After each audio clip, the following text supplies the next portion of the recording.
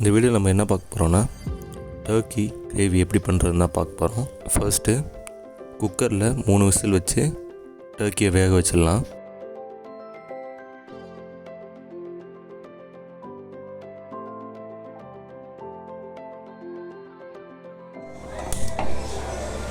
இப்போது வானலில் 3லேருந்து 4 spoon oil ஊற்றிக்கலாம். பட்டை, அப்புறம் வெட்டி வச்சுருக்க வெங்காயத்தை அதில் போட்டுடலாம்.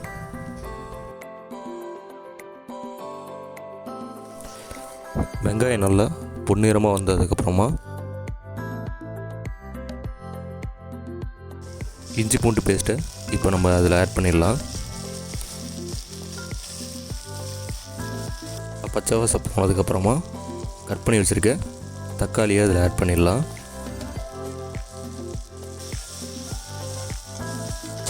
கருவேப்பிலையை அதில் ஆட் பண்ணிடலாம்.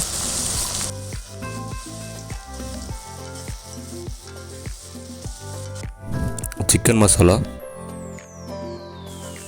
3 ஸ்பூன், மஞ்சள் தூள்,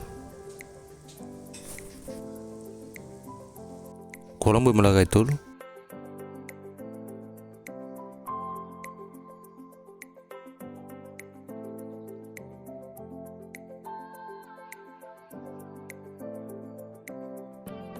இந்த டைமில் நம்ம வேக வச்சு வச்சுருக்க டர்க்கி அதில் ஆட் பண்ணிடலாம். நல்லா அந்த மசாலா கூட மிக்ஸ் ஆகிற வரைக்கும் நல்லா கலந்து விட்டுடலாம். டர்க்கி வேக வச்ச அந்த தண்ணியவே இதில் ஆட் பண்ணிடலாம்.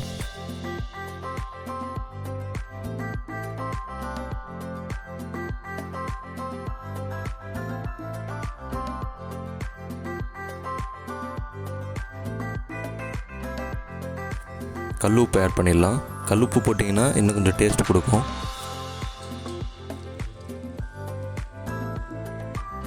15 மினிட்ஸ் மீடியம் ஃப்ளேமில் வச்சு க்ளோஸ் பண்ணி வச்சிடலாம்.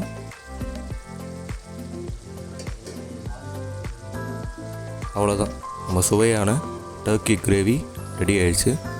சர்வ் பண்ண வேண்டியதுதான்.